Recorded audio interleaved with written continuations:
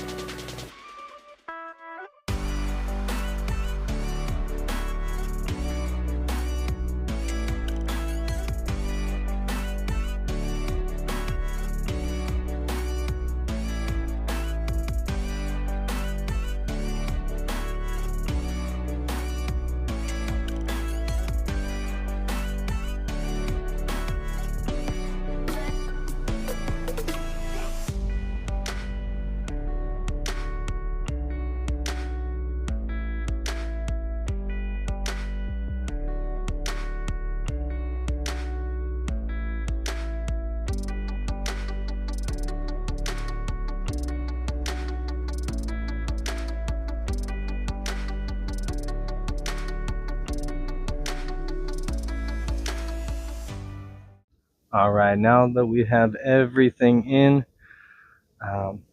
everything's looking good. We just got to give it a little bit of water. So I've got 26 individual plants in here. If you're thinking to yourself, wow, that's a lot of plants. Yeah, it is. It's also a big box. We have a 4 by 14 foot box. It's large. It can fit a lot. I had my tomato plants in here during the summertime. But this offers a really good opportunity for crop rotation. Get something else in the soil, let it grow, absorb the nutrients. We will be amending the soil again for the summertime. So all of these plants are at least a foot apart, 12 inches, except for the lettuce. Lettuce can be a little bit closer together.